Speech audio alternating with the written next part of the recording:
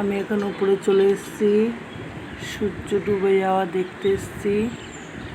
নীল আকাশ, সবুজ গাছপালা, তার মাঝখানে সূর্য ডুবে যাচ্ছে, দেখতে অসম্ভব সুন্দর লাগছে।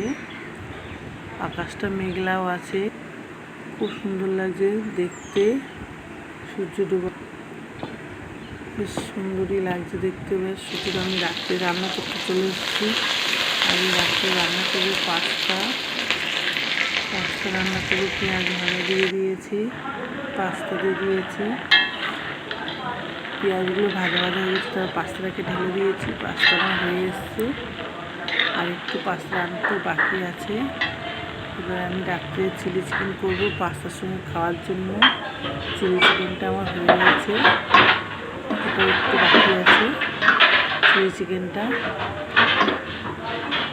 এই চিলি চিকেন রান্না কমপ্লিট হয়ে গেছে আমার।